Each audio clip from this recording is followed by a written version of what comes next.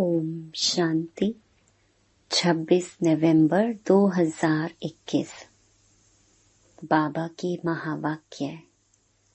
मीठे बच्चे, स्वयं को राजयोगी समझ विकारी संबंधों से ममत्व निकाल दो।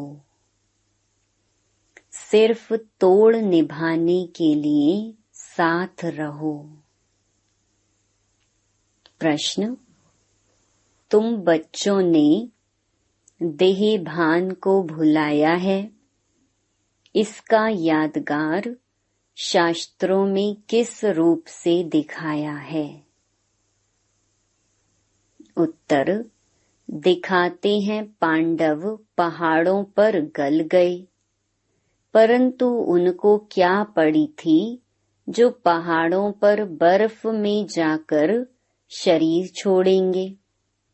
लौ कहता है, हिमालय के पहाड़ों पर कोई शरीर नहीं छोड़ते, बाकी तुम योग बल से शरीर छोड़ देते हो, देह भान को भूल अशरीरी बनने की प्रैक्टिस करते हो।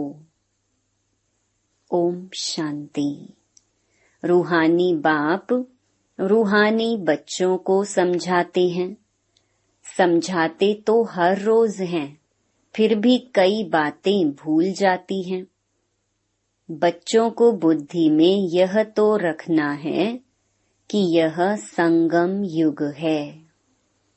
हम संगम युग पर हैं। बाप आते भी हैं संगम युग पर।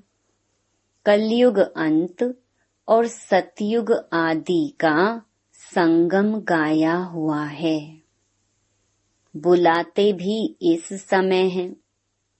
पतित दुनिया कहा जाता है कलयुग के अंत को, इसलिए और कोई टाइम पर बुलाते नहीं। बाप आएंगे भी नहीं। जब कलयुग का अंत होता है तब ही मुझे बुलाते हैं, बाबा हम पतितों को पावन बनाने आओ। कलयुग के अंत और सतयुग के आदि में आओ। बुलाते हैं परंतु उनको पता नहीं है कि कल्प की आयु कितनी है। समझते हैं भक्ति करते करते, धक्का खाते खाते आखिरी में मिल ही जाएंगे। कल्प का अंत कब होगा यह किसको पता नहीं है। याद करते ही तब हैं जब कलयुग का अंत होता है। सतयुग त्रेता में तो है ही सुख, द्वापर में भी इतना दुख नहीं होता है। कलयुग में मनुष्य जब बहुत दुखी होते हैं तब बाप को पुकारना शुरू करते हैं। तमो प्रधान माना दुखी, तब ही पुकारेंगे ना। हे दुखहर्ता सुख करता आओ। दुख के बंधन तो बहुत हैं। दुख के टाइम ही भगवान को पुकारते हैं कि इस बंधन से छुड़ाओ। जब कोई रास्ता नहीं मिलता है तो बहुत जोर से पुकारते हैं, परंतु फिर भी पाते नहीं। जैसे मेज भूल भुलैया होता है ना, जहाँ से भी जाते हैं रास्ता नहीं मिलता। जब थक जाते हैं फिर चिल्लाते हैं। तो यहाँ भी मनुष्य जब बहुत दुखी हो जाते हैं तब चिल्लाते हैं, हे दुखहर्ता सुख करता, हे अंधों की लाठी। इस समय ही पुकारते हैं, हे अंधों की लाठी। अभी तुम संगम पर हो।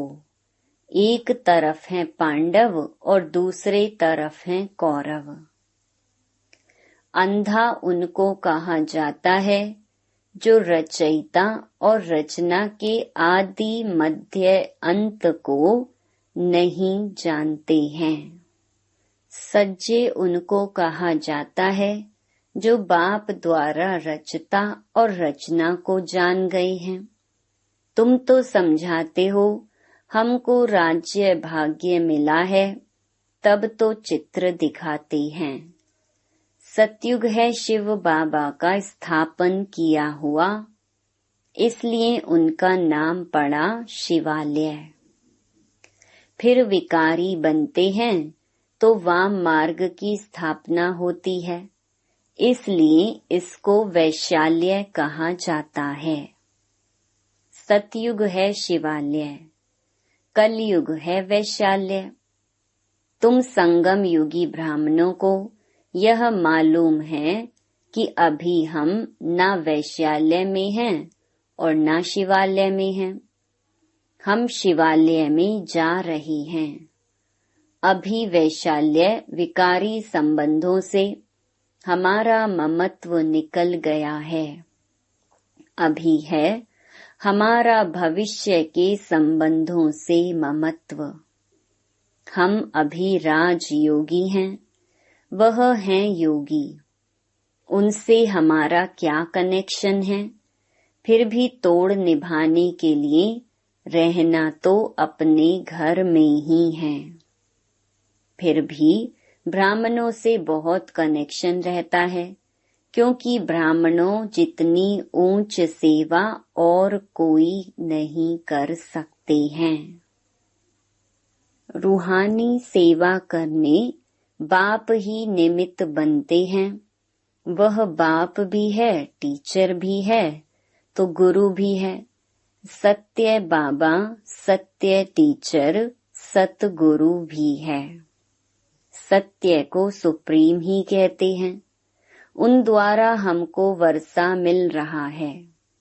यह याद रहने से कितनी हर वक्त खुशी रहनी चाहिए। फिर औरों को समझाने के लिए पुरुषार्थ किया जाता है।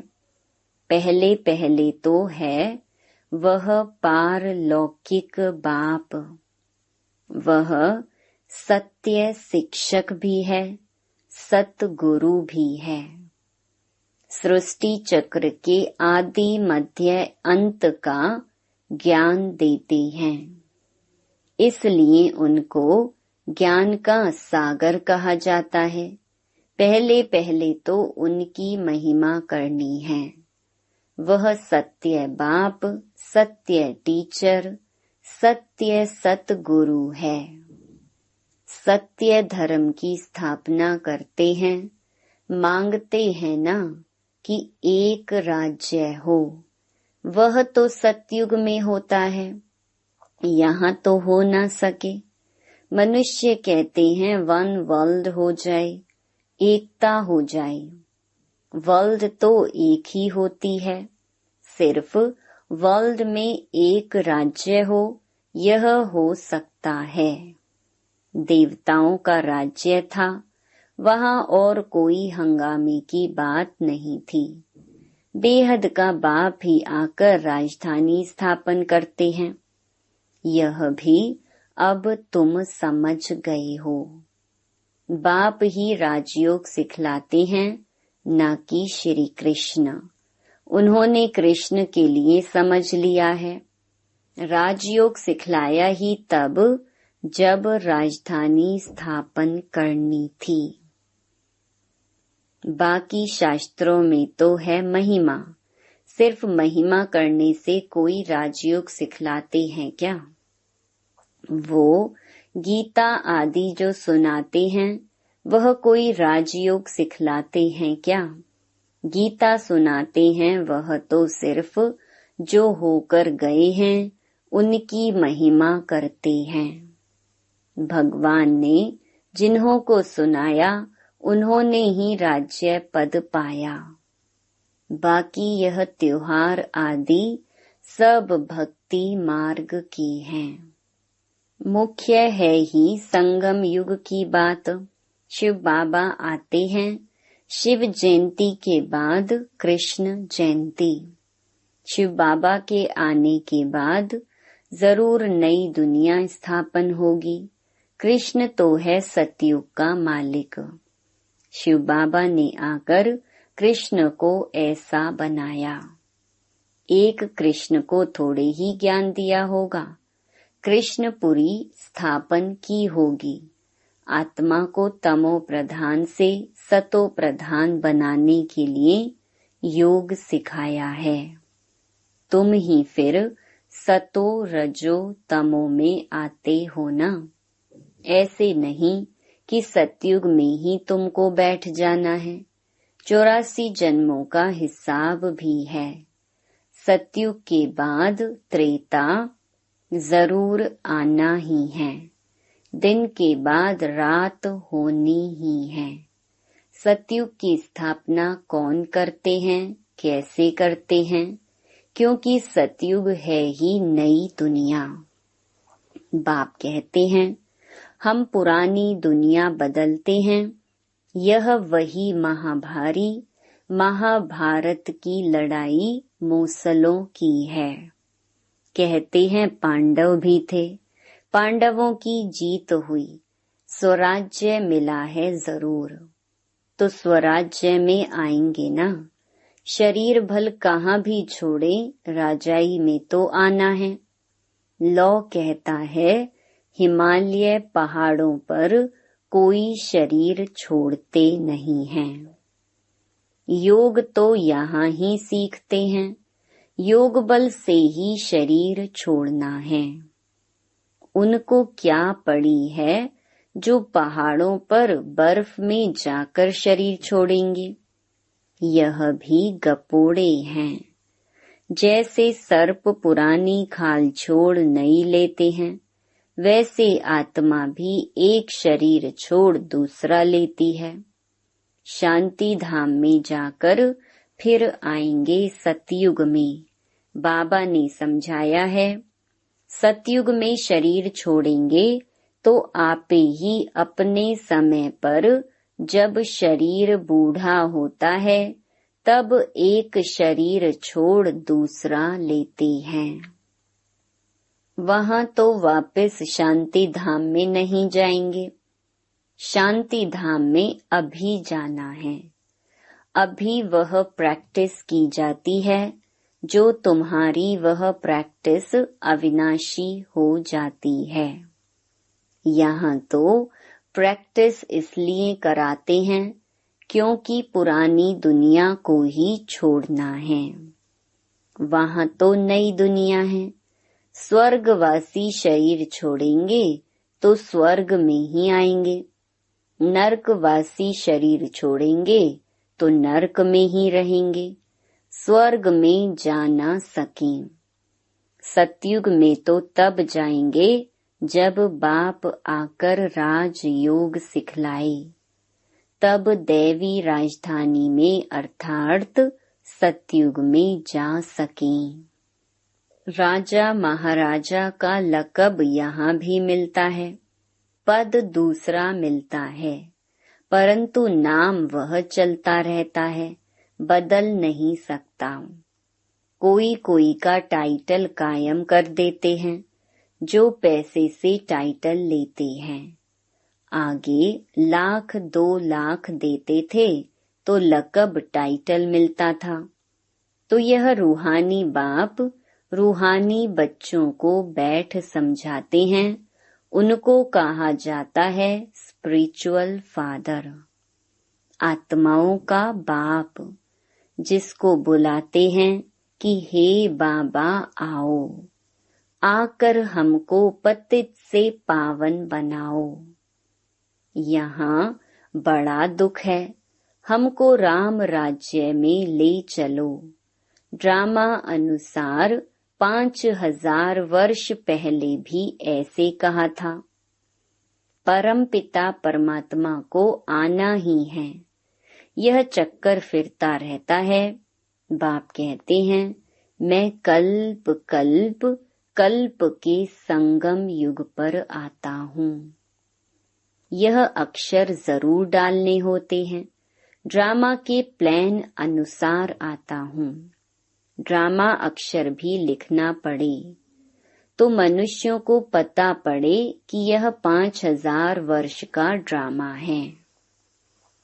अभी सब मनुष्य मात्र पतित हैं, इसलिए खुद कहते हैं हम पापी हैं, नीच हैं।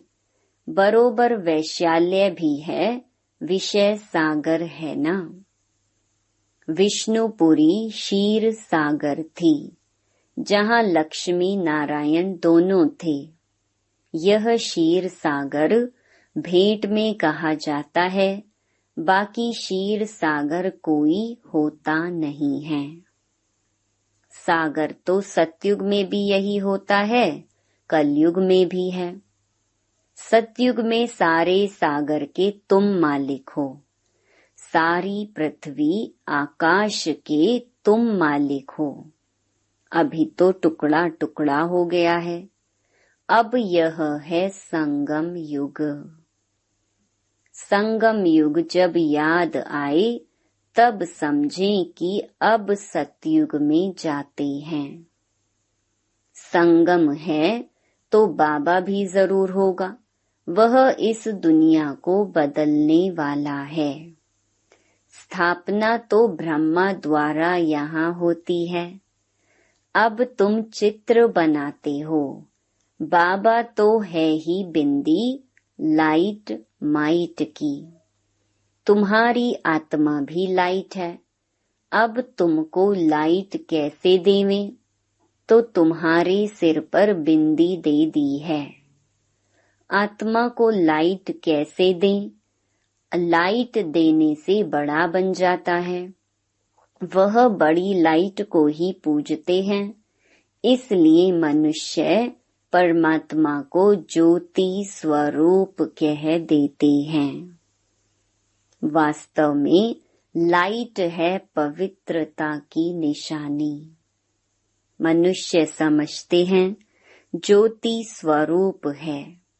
बिंदी को अगर लाइट भी छोटी दें तो पूजा कैसे होगी, इसलिए बड़ा कर देते हैं। बाप कहते हैं मैं परमात्मा सुप्रीम सोल हूँ, जिसको तुम परमात्मा कहते हो। परंतु छोटी बिंदी की पूजा कैसे हो, लाइट कैसे दें? कोई लिंग की पूजा करते हैं, साहूकार हैं तो हीरा गोल बनाकर उनकी पूजा करते हैं। नाम तो शिवलिंग ही रखेंगे, है तो स्टार, और कोई चीज नहीं है। यह बड़ी गुह्य बातें समझने की हैं। आत्मा कोई बड़ी छोटी नहीं होती, नहीं तो फिट कैसे हो। अभी तुम जैसे अपनी आत्मा को जानते हो, वैसे बाप को जानते हो। आत्मा बाप को बुलाती है, तुमने अपनी आत्मा को देखा है, तो परमात्मा को कैसे देखेंगे? हाँ, दिव्य दृष्टि से देख सकते हैं। सो तुम जबकि जानते हो, फिर देखने से फायदा ही क्या। यह तो पढ़ाई पढ़ने की है, जिससे मनुष्य देवता बनते हैं। यह है फ्यूचर नई दुनिया के लिए पढ़ाई। यह लक्ष्मी नारायण कहाँ ऐसे कर्म सीखे? संगम पर। बाप कहते हैं मैं संगम पर ही आकर तुमको नई दुनिया के लिए पढ़ाई पढ़ाता हूँ। बाबा प्रदर्शनी में तार देते हैं, उसमें भी यह लिखना है यह संगम युग है। बाप कहते हैं तुम हमसे बर्थ राइट ले सकते हो भविष्य 21 जन्मों के लिए। संगम युग अक्षर जरूर लिखना है। एक्यूरेट जो तार जाती है उसकी कॉपी वहां लगानी है। बड़े अक्षरों में लिख देना चाहिए। दिन प्रतिदिन क्लियर होता जाता है। नीचे लिखते ही हैं बाप दादा। शिव बाबा जो आत्माओं का बाप है, वह प्रजापिता ब्रह्मा द्वारा सिखलाते हैं। बाप कहते हैं मुझे शरीर का आधार तो चाहिए ना। शिव तो है निराकार उनको तो अपना कोई शरीर है नहीं। ब्रह्मा विष्णु शंकर तो सूक्ष्म आकारी हैं, बाकी तो सबको शरीर है। बाप कहते हैं मुझे शरीर है कहाँ, परंतु ऐसे तो नहीं कि मैं नाम रूप से न्यारा हूँ। बहुत क्लियर बच्चों को समझाते हैं मैं हूँ निराकार। परंतु जब मैं आता हूँ तो मुझे शरीर जरूर चाहिए। मैं गर्भ में नहीं आता हूँ।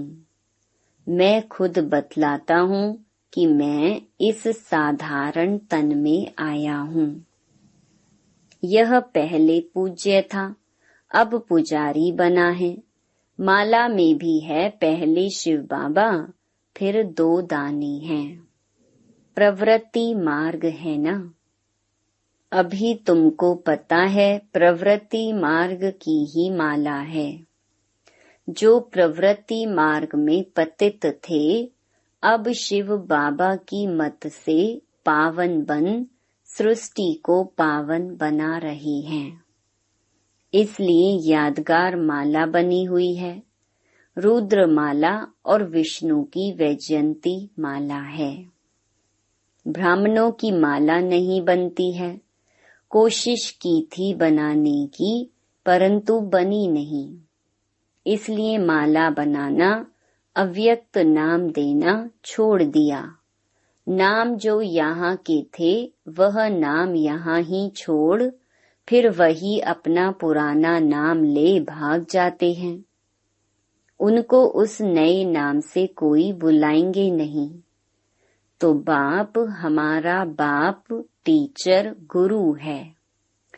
ऐसे बाप को तो बहुत लव से याद करना है, परंतु माया ऐसी है जो भुला देती है। इसलिए अवस्था डगमग होती है, मुरझाए पने की फीलिंग आती है। शिव बाबा की याद से फिर खड़े हो जाते हैं। अच्छा, मीठे मीठे सिकिलधे बच्चों प्रति माता पिता बाप दादा का याद प्यार और गुड मॉर्निंग। रूहानी बाप की रूहानी बच्चों को नमस्ते। धारणा के लिए मुख्य सार। पहला, विकारी संबंधों से ममत्व निकाल देना है। भविष्य के नए संबंधों से बुद्धि योग लगाना है। दूसरा, औरों को समझाने के लिए हर वक्त खुशी में रहना है। सत बाप, सत शिक्षक और सत गुरु की श्रीमत पर चल अंधों की लाठी बनना है। वरदान, कोमलता को कमाल में परिवर्तन कर माया जीत बनने वाले शक्ति स्वरूप भव। शक्ति स्वरूप बनने के लिए कोमलता को कमाल में परिवर्तन करो। सिर्फ स्वयं के संस्कारों को परिवर्तन करने में कोमल बनो। कर्म में कभी कोमल नहीं बनना, इसमें शक्ति रूप बनना है। जो शक्ति रूप का कवच धारण कर लेते हैं, उन्हें माया का कोई भी तीर लग नहीं सकता।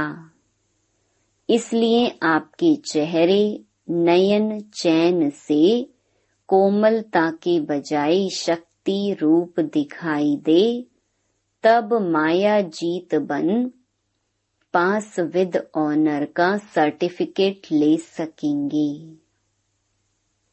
स्लोगन, त्रिकालदर्शी की सीट पर सेट होकर हर कर्म करो तो माया दूर से ही भाग जाएगी।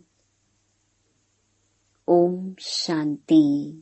To watch Peace of Mind channel videos on YouTube, subscribe us on youtube.com/tvpeaceofmind. Just a click for a peaceful life.